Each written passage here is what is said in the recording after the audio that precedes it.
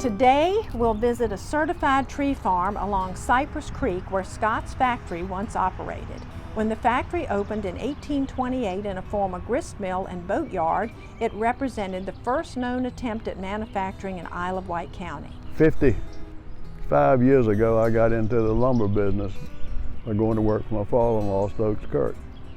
And the Kirk family had a number of timber tracts they had bought through the years. Visible from Scott's Factory Road are the remains of an abandoned tenant farmhouse.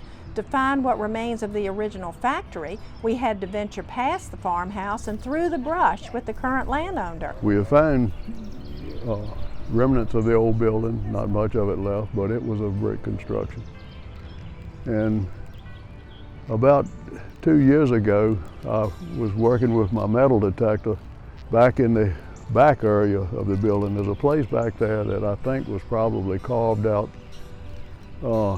years ago when business was going on this site to turn boats around. And my guess is that they were boats similar to the ones that the oystermen, the larger oystermen used that were called buy boats, and they'd be anywhere from 60 to maybe 85 or 90 feet long.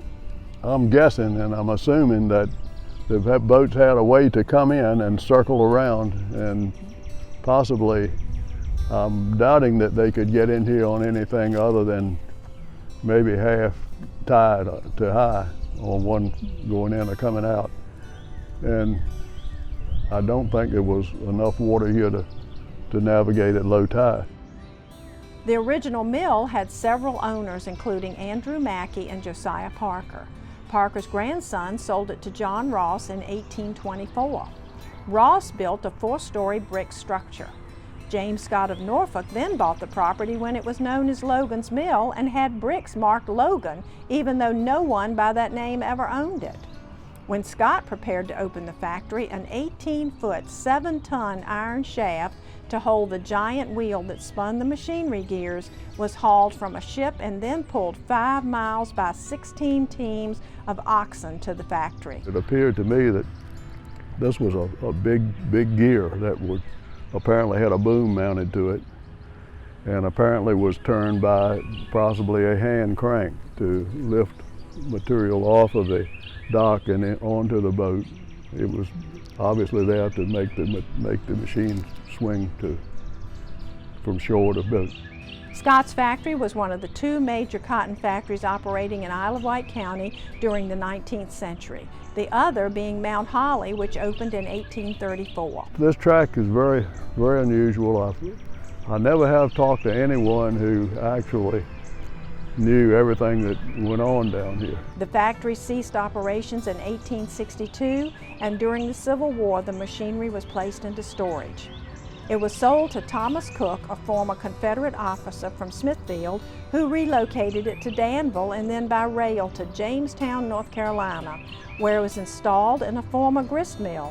For 23 years, the Logan Manufacturing Company used the machinery to card and spin cotton. County records show multiple landowners for the property.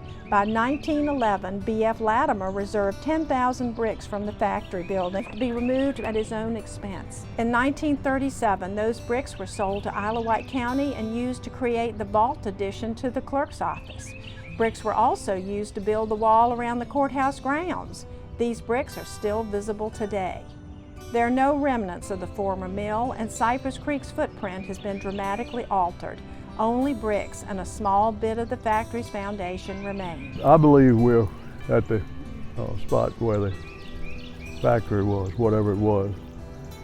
35, 40 years ago when I was in here to supervise thinning the crop of timber that was in here, there were walls that were pretty visible that were still standing, but now I don't know what has transpired since then, but possibly more erosion or cover up with vines and honeysuckle and various wetland species of plants.